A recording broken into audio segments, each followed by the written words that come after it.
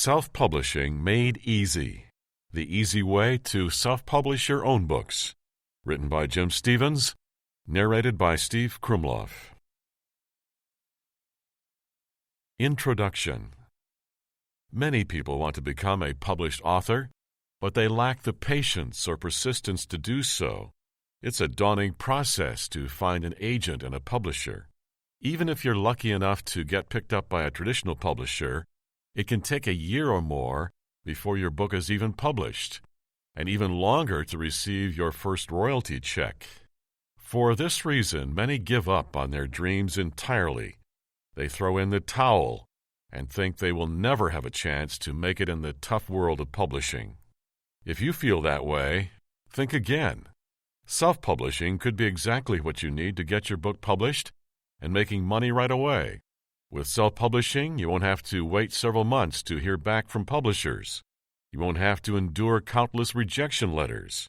And you certainly won't have to wait a year or more for your book to be published. You could have your first book published and earning money in just a few days. So let's get started. Chapter 1. Self-Publishing a Book. So what's involved in getting a book ready to publish? First, you have to write the book, obviously. But you need to make sure your book fits within a specific niche or genre. Otherwise, it will be very difficult to market the book. If it is nonfiction, be sure it is a topic that is in demand. If it is fiction, you'll want to ensure it fits in with a genre or subgenre. Next, you need to edit the book. One of the biggest mistakes people make is to write the book and publish it without going through the editing process. The editing process is extremely important because people are often very disturbed by major errors in books. It makes them think you don't care about the book's content, and they worry about the quality of the information or story. Errors in fiction can be distracting and can break the tension you're trying to build in the story. Don't count on your word processor to catch mistakes with spell check and grammar checking. They don't catch all mistakes, and sometimes you will have errors that wouldn't show up in a spell checker because the words aren't technically misspelled. For example, if you mean to type though and you add an extra T, the word becomes thought. Clearly, these words do not mean the same thing, but a spell checker wouldn't catch the error because thought is still a word. Some people get beta readers to help edit their book. You allow some trusted individuals to run through your book before it is published in order to catch as many mistakes as possible. One way to edit a book is to read it backwards, sentence by sentence. This will help you catch more mistakes because you won't be distracted by the story itself. If possible, hire a professional editor to revise your work, but make sure you hire someone who does proofreading.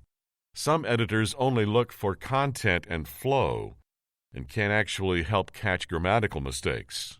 Once the book is edited and ready to go, you need to create a book cover. This may need to be created to a very specific size if you will be printing the book, or it can be nearly any square or rectangular size if you will be creating a digital version only. Your book cover is critical. They say you shouldn't judge a book by its cover, but the fact is, many people do. Would you buy a book that had a terrible cover? You would probably think it was put together just as sloppily as the cover. That's never a good thing. If you can't design a professional cover yourself, you can hire someone to do it for you. Book covers start at around $50 and go up to about $300. If you're serious about making a success of your book, you really need a quality cover. Make sure to use legal, royalty-free images if you design your own cover. You don't want to steal random images from Google Images or somewhere similar because you could get into trouble for infringing on someone's copyright. Buy images for your cover from a reputable stock photo agency like iStockPhoto.com, DreamsTime.com, BigStockPhoto.com. Chapter 2. Paperback Publishing. In the past, self-publishing a paperback book required a huge upfront outlay of cash because you had to pay to have the books printed in large quantities. Thanks to the print-on-demand industry, you can now have a paperback ready to sell for little or no upfront outlay. In fact, it will cost you very little, even if you have to hire someone to design your book cover. Sites like Lulu.com and CreateSpace.com make it so easy to publish your book that almost anyone can do it without any prior experience. CreateSpace.com provides easy-to-use templates that make it easy to create a cover for your book and put a book together in almost any size. It can be tricky to format a book for sites like CreateSpace.com. They have very specific requirements for the formatting, and if you don't follow their suggestions, they'll deny your book and you'll have to try again. For this reason, many people hire professionals to format their books. CreateSpace offers formatting services for a fee, or you can hire someone from a place like elance.com. If you want your book to appear in bookstores, libraries, and other locations, you'll want to get CreateSpace's expanded distribution package. You will have to pay $39 for this, but your book will be available for bookstores and other retailers to buy. That doesn't mean they will buy them, but they will be able to. Some people feel it's worth it, but others do not. If your book becomes popular and proves it can sell well, it is definitely worth the cost. Not only will you have the potential to get picked up by retail locations and libraries, but you'll get a hefty discount off the purchase of your own books. So you'll be able to buy your own books and distribute them through your own channels. You can upgrade to the EDC or expanded distribution channel at any time, so you don't have to do this as soon as you release your book. You can easily upgrade once you have the funds available or once your book has proven to be a hit. Chapter 3: Digital Books. Many people prefer to publish digital e-books instead of paperback books. Some say it's easier to format an e-book than a paperback, and it can be faster to get a book published. There are several platforms for selling digital books. Kindle is the most popular. You can upload your book to Kindle at kdp.amazon.com. If you want your book to appear at bn.com or Barnes & Noble and other websites, you have two options. You can publish directly to Barnes & Noble's website with Pubit, or you can publish to Barnes & Noble and many other sites with Smashwords. Pubit.barnesandnoble.com, Smashwords.com. Pubit will only allow you to sell on the Barnes & Noble website, but you'll get a higher commission than through Smashwords. Smashwords will let you publish on Barnes & Noble, as well as the Apple iBook Store, Sony Reader Store, Kobo, and the Diesel eBook Store. Many writers prefer to publish to Barnes & Noble with Pubit for the higher royalties and use Smashwords to publish only to the other networks, while others prefer to keep everything in one location.